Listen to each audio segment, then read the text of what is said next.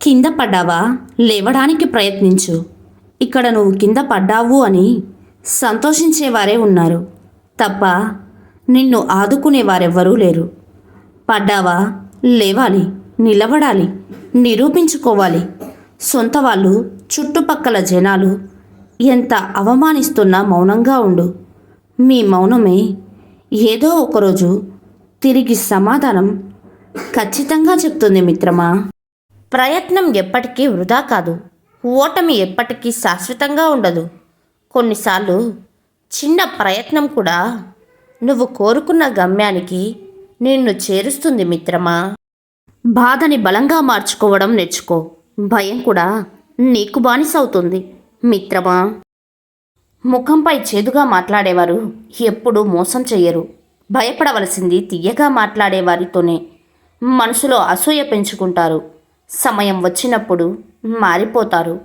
అద్దం బలహీనమైనదే కానీ నిజాన్ని చూపడంలో ఎప్పుడూ భయపడదు మిత్రమా. జీవితం అనేది మనం నడిచే దారి లాంటిది. మనకు తోడుగా నడిచేవారు ఉంటారు కానీ మనకు బదులుగా నడిచేవారు ఉండరు.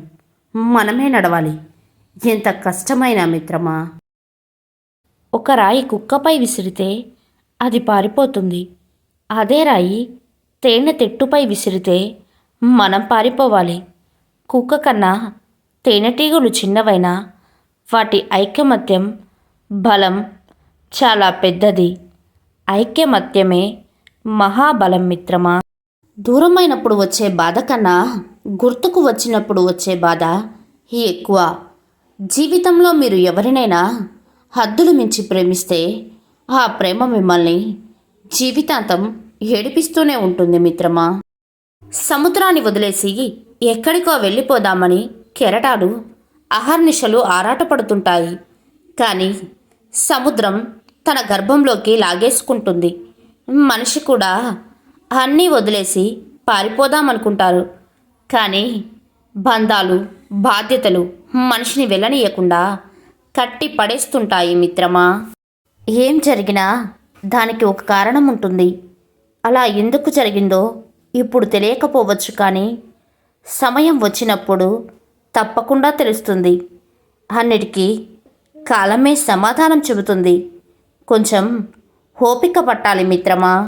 జీవితంలో ఆశ, ఇష్టం, అవసరం అనేవి మనిషికి ముఖ్యమైన ఆయుధాలు. ఆశ మనిషిని బ్రతికిస్తే ఇష్టం మనిషిని ఏదైనా చేయిస్తుంది. అవసరం మనిషికి ఎన్నో నేర్పిస్తుంది మిత్రమా.